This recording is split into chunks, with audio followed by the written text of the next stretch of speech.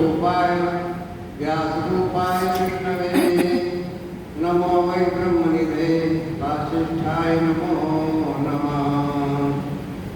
गंगातरंगरमणी जटाकलापं गौरी निरन्तरविभूषितवामभागं नारायणप्रियमनन्यमदापहारं वाराणसीं पुरपतिं भज विश्वनाथं।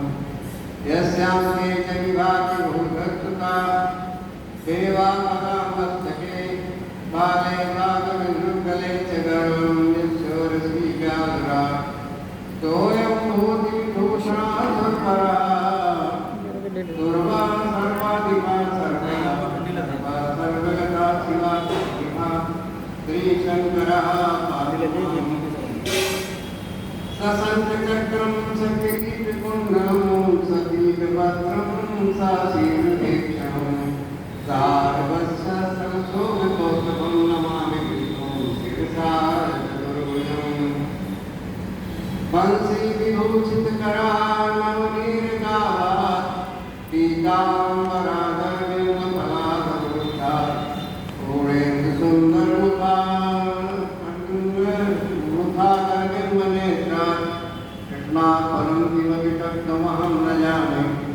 कृष्णाय वासुदेवाय हरे परमात्मने प्रणतक्लेशनाशाय गोविन्दाय नमो नमः। लोकाभिराममरणनगरीरं राजीव नेत्रं रघुवंशनाथं कारुण्यरूपं करुणाकरन्दं श्रीरामचन्द्रं शरणं प्रपद्ये। अकलितबलधामं हेमशैलापदेहं दर्शमनिकृष्णां ज्ञानिनां त्रिगण्यं सकलगुणनिधानं माननामधीशं रघुपतिप्रियभक्तं मातयातं नमामि। तत्रैव गङ्गा यमुना त्रिवेणी गोदावरी सिन्धु सरस्वती च सर्वाणि तीर्थानि वसन्ति मे यत्र यतोदारकथा गंगावती महाप्राण की जय। तो शंकर भगवान की जय। बोलो वृंदावन बिहारी लाल की जय। प्रजापति यक्ष के यहाँ देवी का प्राकट्य हो गया है। देवी बोली, प्रजापति तुमने पहले पृथ्वी के रूप में मुझे प्राप्त करने के लिए घोर तपस्या की, मेरी आराधना की, तुम्हारा वो मनोरथ आज सिद्ध हो गया है। मैं जिस समय अष्टभुजी रूप में तुम्हें दर्शन दे रही हूँ, मेरी 8 भुजाएं हैं, आपको मैं तेरा आभास कराना चाहती हूँ कि मैं देवी के रूप में आपके यहाँ प्रकट हो गई हूँ। उसके बाद दक्ष प्रजापति ने प्रार्थना किया कि माता जी आप एक शिशु के रूप में आ जाएंगे। तब भगवती अष्टभुजा रूप को छोड़ करके एक साधारण शिशु के रूप में आ गई और रोने लगी। नगर के लोग सब जय जयकार करने लगे। वो कन्या जैसे शुक्ल पक्ष में चंद्रमा नित्य की बढ़ता उसी प्रकार से दिनों दिन बढ़ने लगी। युद्धश्रेष्ठ बाल्यावस्था में भी समस्त उत्तम से उत्तम गुण से युक्त थी। सारे सद्गुण उनमें प्रवेश करने लगे। जब वो अपनी सखियों के साथ बैठी रहती थी, तब कागज लेख पर शिव भगवान की मूर्ति को बनाती थी, भगवान शिव के नाम का जप करती थी। ब्रह्मा जी कहते हैं कि नारद एक दिन मैंने तुम्हारे साथ जाकर के दक्ष पिता के पास खड़ी हुई सखी को देखा। उसके पिता ने नमस्कार किया, हमको और तुमको सुंदर आसन देकर के बिठाया, स्वागत सत्कार किया। तब सती ने भी हम दोनों को प्रणाम किया। सती की ओर देखते हुए हम और दोनों दक्ष के लिए आदेश देने लगे। मैंने उस विनयशील बालिका से कहा, सती जो केवल तुमको ही चाहते हैं और तुम्हारे मन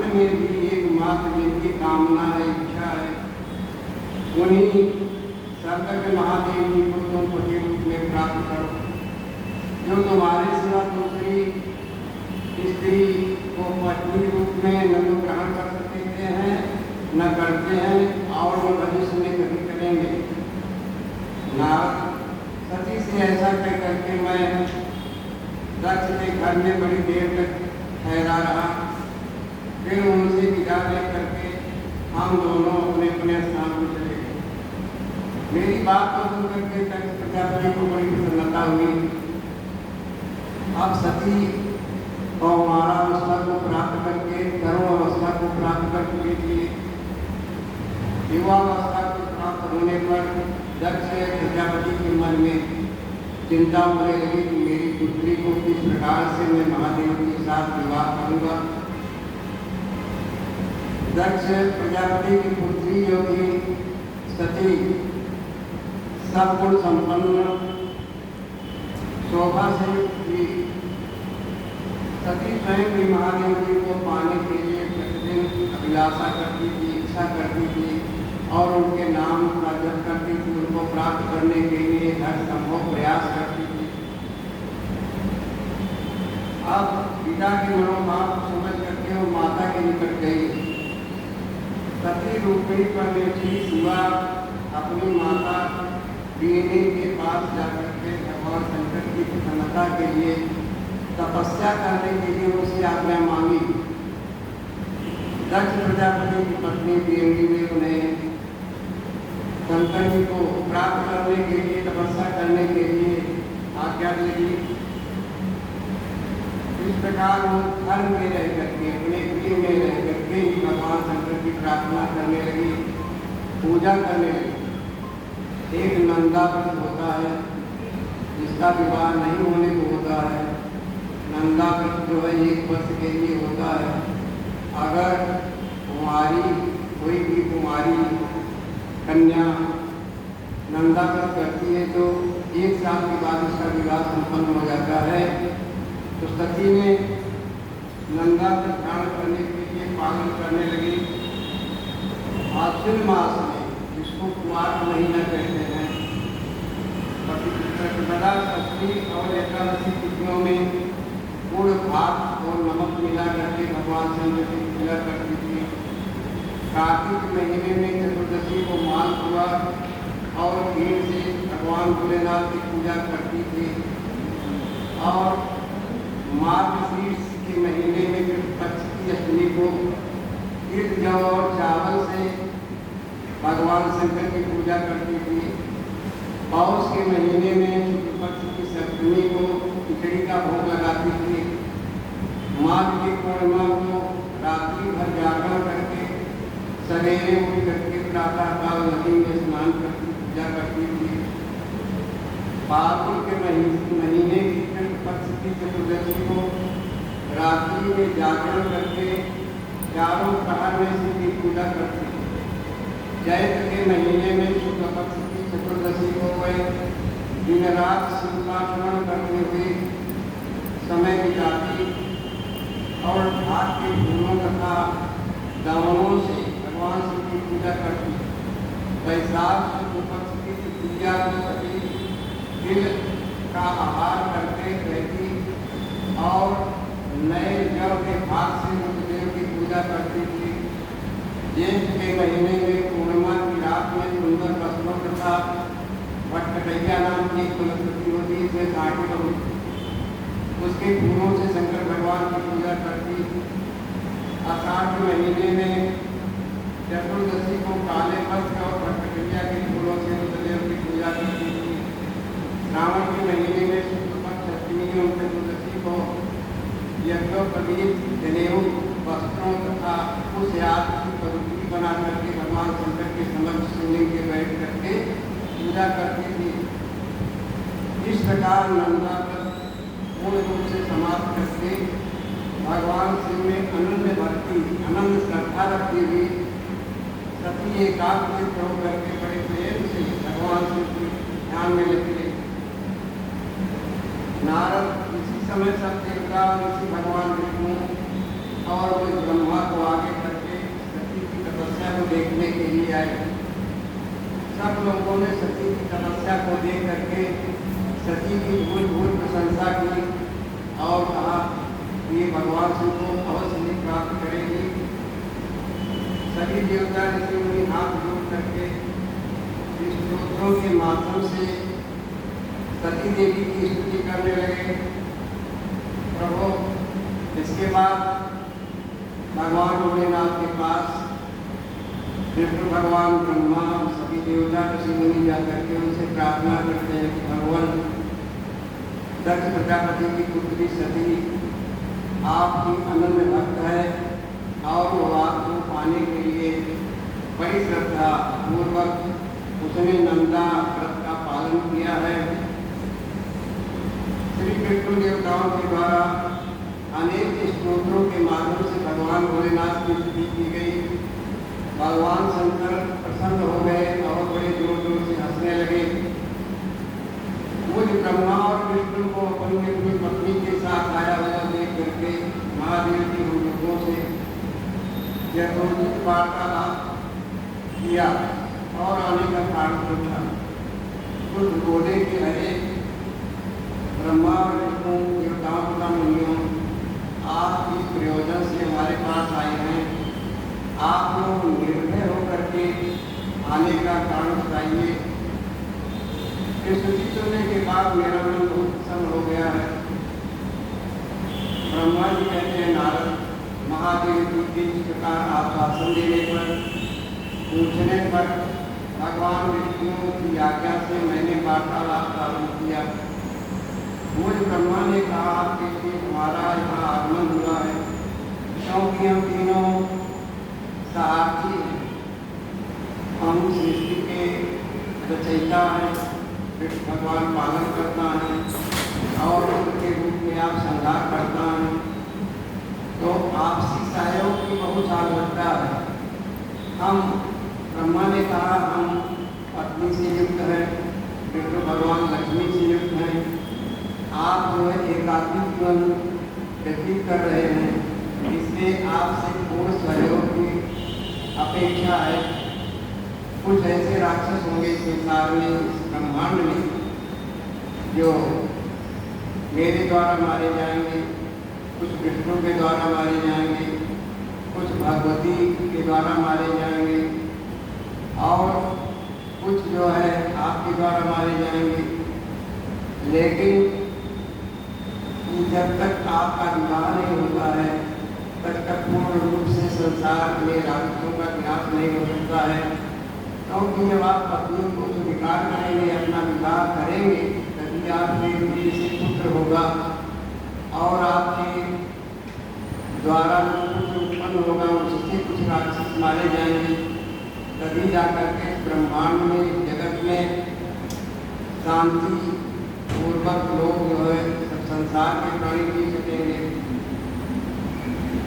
एक परम सुंदरी रमणीय स्त्री को अपनी पत्नी बनाने के लिए आप अवश्य ग्रहण करें। देवताओं की प्रार्थना करने पर शंकर जी विवाह की स्वीकृति दे देते हैं। ठीक है, मेरे लिए एक ऐसी कन्या का, स्त्री का आप चुनाव करिए जो मेरे अनुरूप हो, मेरी इच्छा के अनुसार चले। जब मैं समाधिस्थ हो जाऊँ तब मेरी इच्छा होगी समाधि और जब करने लगे। जब मैं लौकिक जगत का आसरा लेकर के गृह शासन में प्रवेश करूँ तब वो मेरे गृह शासन में सहयोग करे और मेरी बताए हुए निर्देश पर कार्य करे। दूसरी बात उन्होंने कहा कि मेरा विश्वास, मेरे ऊपर विश्वास करें और जिसके मेरा विश्वास उसके प्रति नहीं रहेगा उतनी में संबंध जो है टूट जाएगा। ऐसी शर्त रख करके ब्रह्मा जी से उन्होंने शंकर जी ने निवेदन किया। तो ब्रह्मा जी ने कहा दक्ष प्रजापति की एक कन्या है जो पति के रूप में है, जो भगवती के रूप में आई हुई है, जिनको आप बार बार जो है वर्ण किए हुए स्त्री के रूप में स्वीकार किए हुए हैं, उनको आप स्वीकार करिए।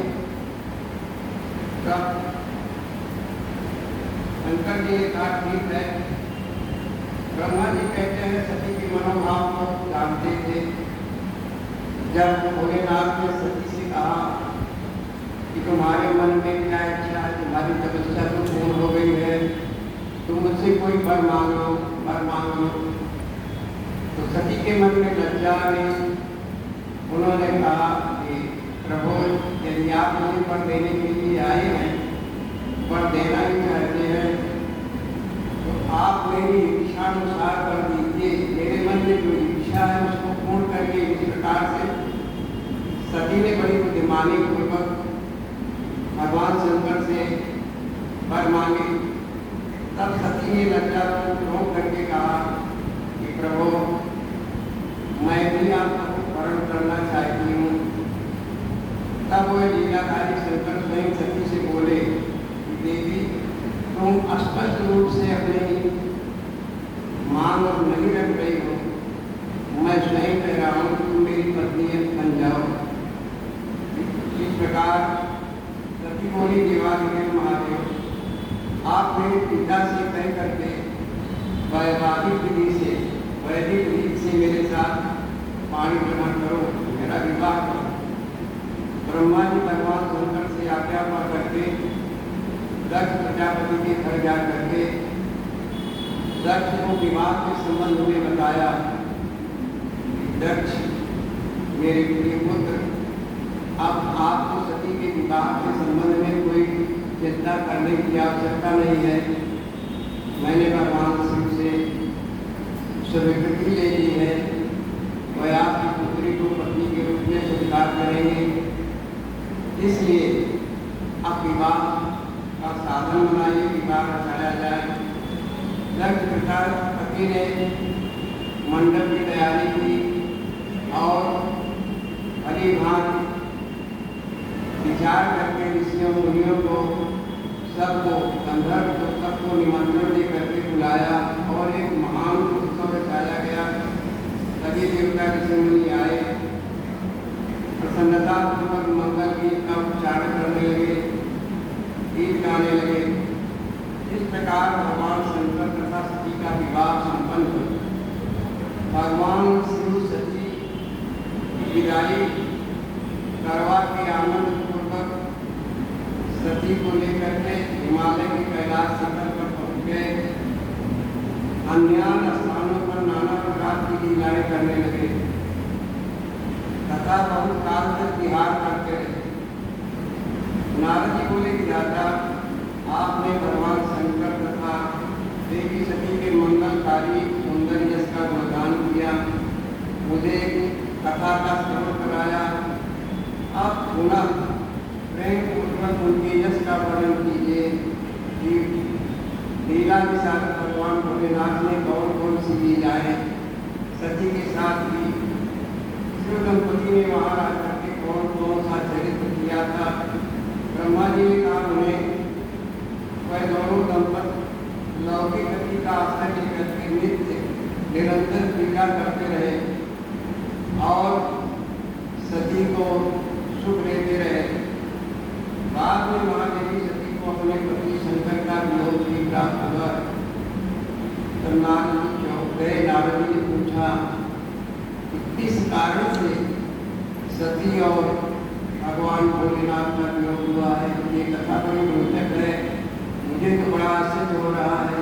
इस अद्भुत कथा को आप श्रवण कराइए। वास्तव में दोनों का वियोग कैसे हो सकता है। एक वाणी में एक अर्थ, आगरा गिराय रथ जल बीच सम, अकहियत भिन्न भिन्न, बंदो सीता राम पद जिनहि परम प्रिय किन्नु। जैसे वाणी में अर्थ समाया, वैसे ही परमात्मा और उसकी शक्ति दोनों अलग नहीं है, दोनों एक ही है। इस प्रकार से नारद कहते हैं कि वास्तव में दोनों का वियोग कैसे हो सकता है। नारद जी बोले, महाभारत युधिष्ठिर के चरित्र का विस्तार पूर्वक श्रवण कराइए। तो नारद जी बोले, महाभारत युधिष्ठिर के चरित्र को विस्तार पूर्वक सुनाई। सुनने की अभिलाषा है तो मैं सुना रहा। भगवान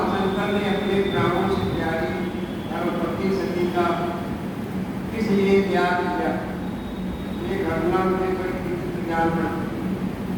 आपके तक में अकेले भगवान शिव का अनादर कैसे हुआ, कई प्रश्न आरती करते हैं।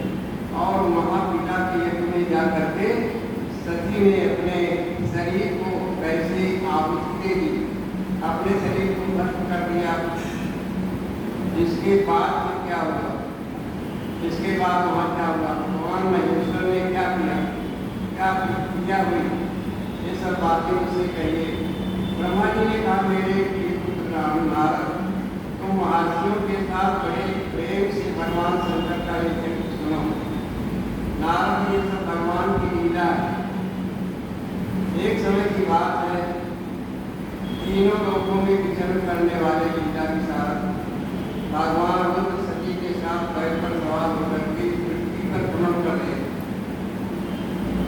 वह मध्य ऋषि के आश्रम में गए थे भगवान श्री राम की कथा सुनने के लिए। उन्होंने कथा सुनाया, लेकिन ध्यान पूर्वक सती ने कथा नहीं सुना। उनके मन में संशय हो गया, क्योंकि जो मध्य ऋषि थे, अगस्त मुनि थे, जैसे ही शिव और सती वहाँ पर पहुँचे कथा सुनने के लिए, तो अगस्त मुनि ने इनको भोलेनाथ को पैर धोया, बड़ी पूजा की, बहुत पूजा की। तब सती के मन में विचार आया कि कथावाचक की पूजा होनी चाहिए, और जो कथा को श्रवण करने वाला है, श्रोता, उसकी पूजा तो मैंने कभी देखी नहीं है। इसका तात्पर्य निकाल रही थी। इसका उनकी समझ में ये आया कि कथा वाचक जो है श्रोता से कम बुद्धिमान है, ज्ञानवान है, नहीं तो उसको पैर धोने की आवश्यकता के लिए, पूजा करने की आवश्यकता के लिए मन में उनके विचार आया, और उसी संशय में पड़ी रही। भगवान की कथा को उन्होंने प्रेम पूर्वक नहीं सुना, और भगवान भोलेनाथ को प्रेम और श्रद्धा के साथ कथा को सुन रहे थे।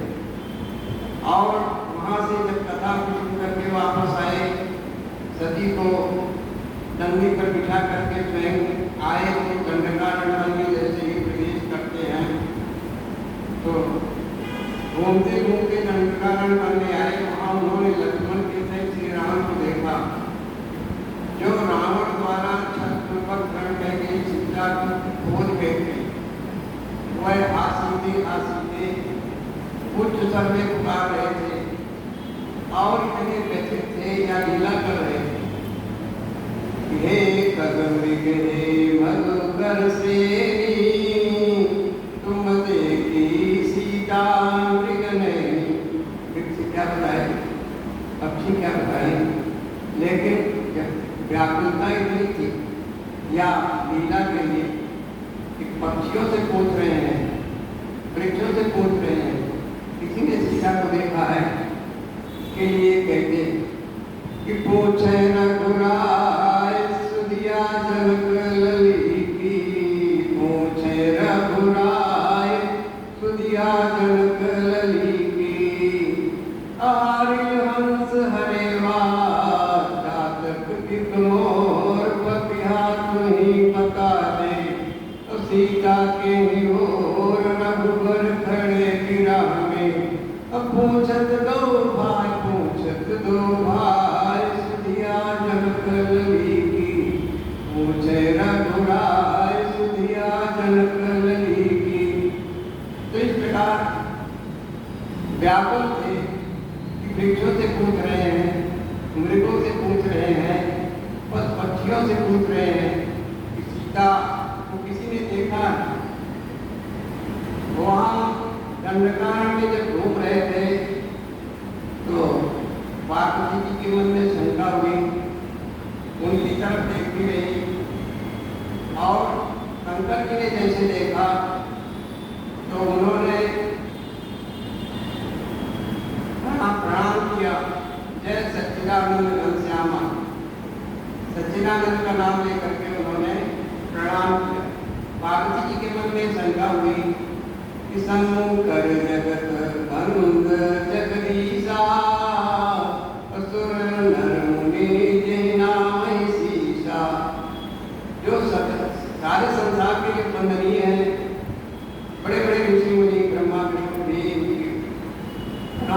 करते हैं। आज कौन ये तो राजा के राजकुमार दिखाई देते हैं, राजा के पुत्र हैं, इनको प्रणाम किस लिए कर रहे हैं, उनको शंका हुई। तो मन में संशय हुआ,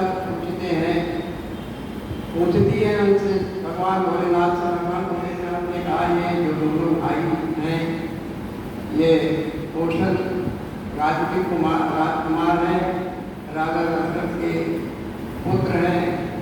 श्याम वर्ण के जो है वो राम हैं और वर्ण के जो है लक्ष्मण हैं।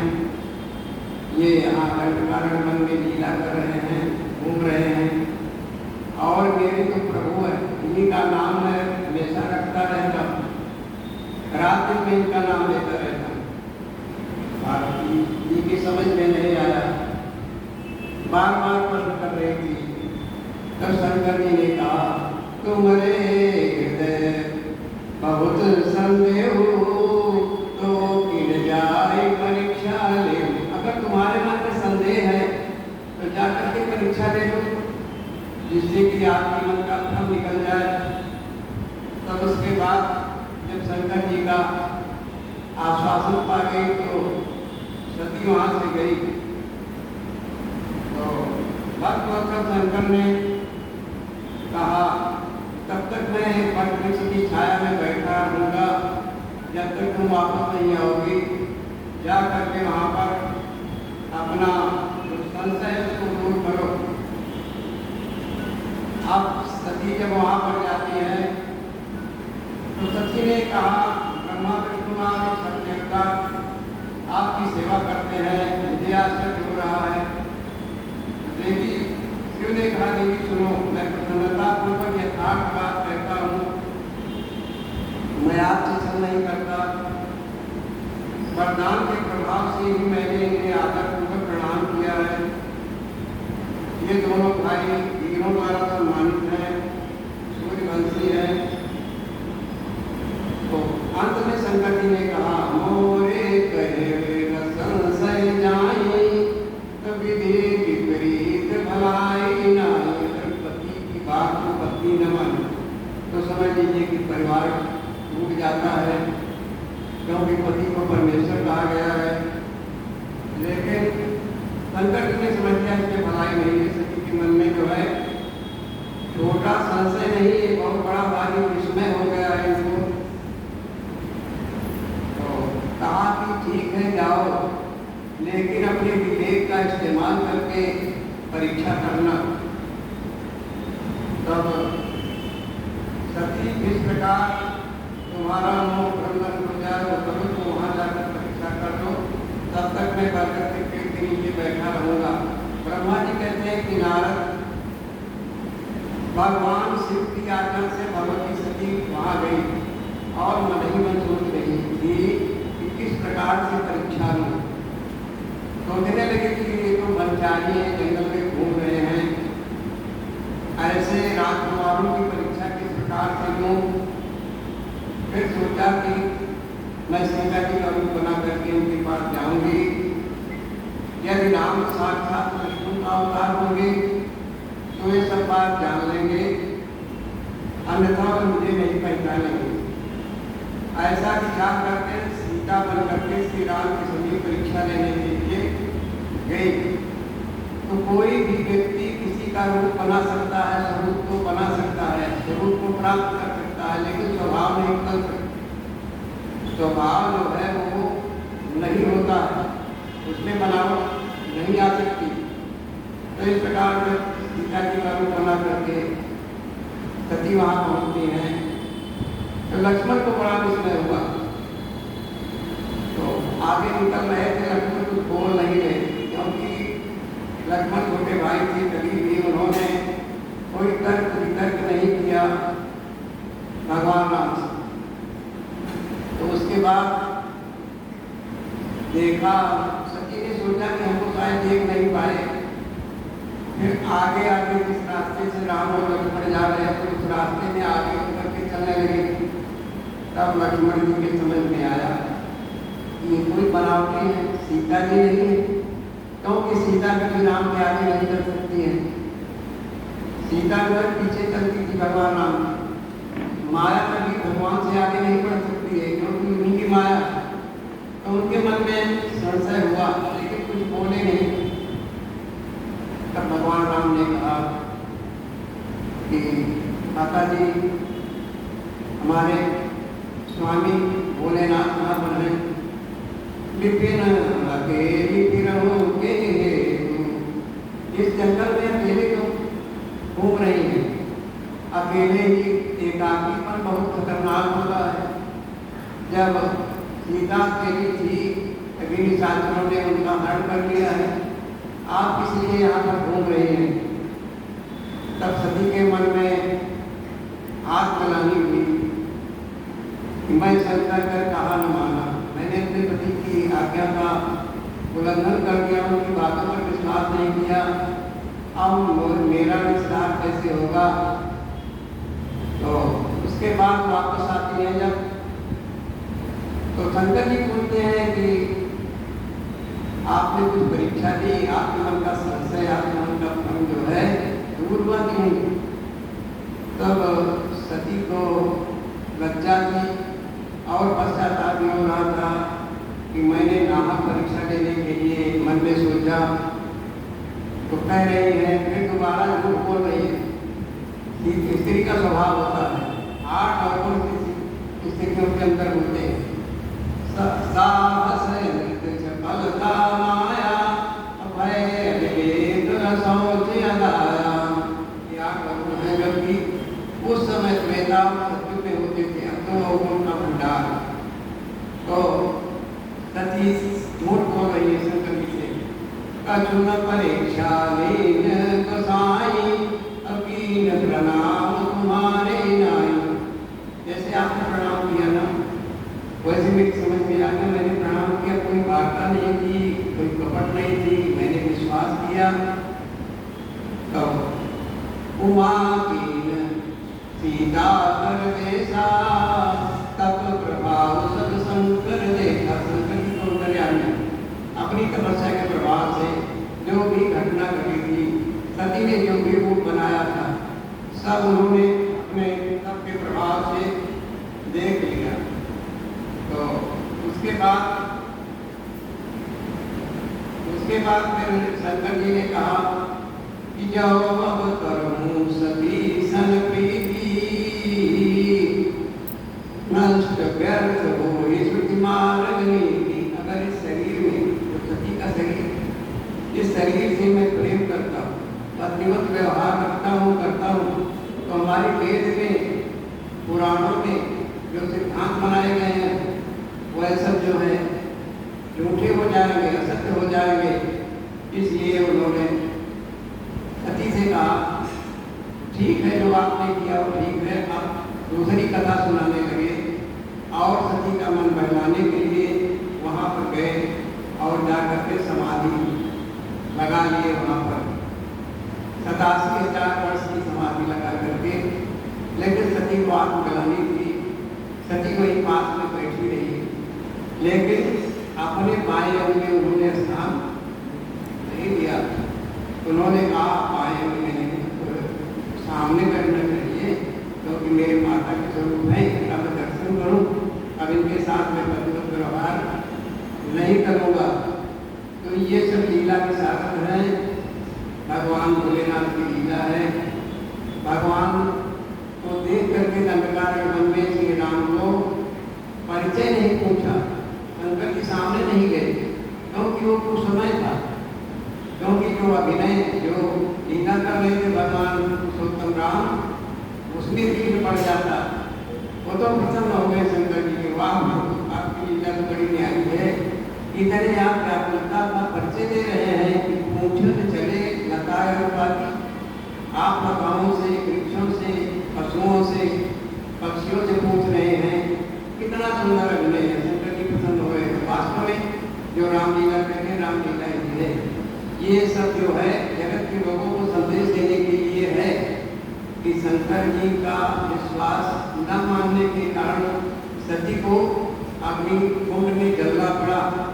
इसलिए आवश्यक है सती जो कहता है उसके निर्देशों का, उसकी बातों पर विश्वास किया जाए, जिससे परिवार जो है चलता रहे और सुखी परिवार रहे, धर्म की स्थापना हो।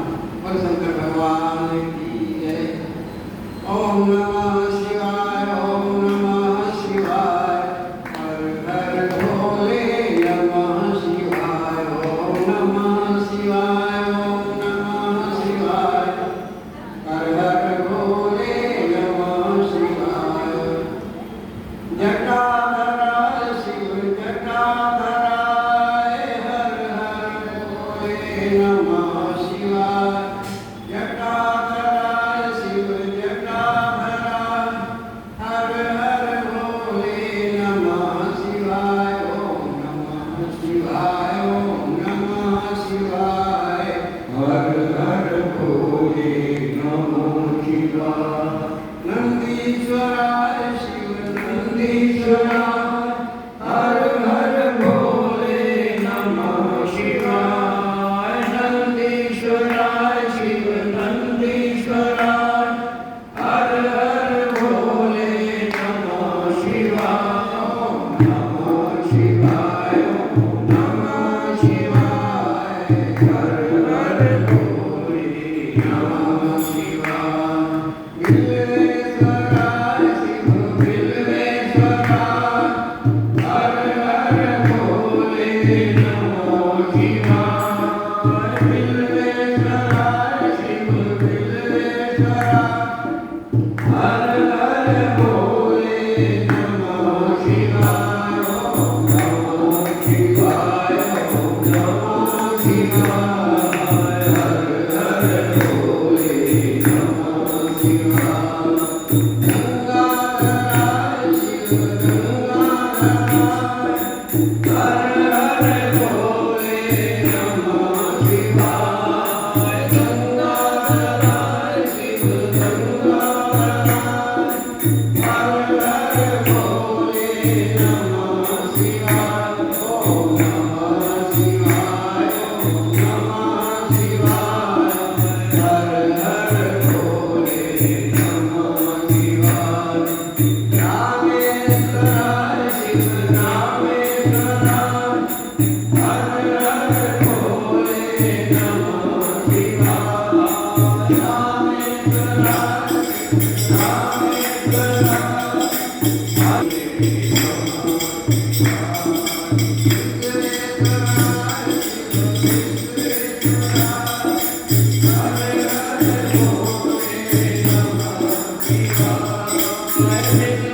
रामेश्वराय,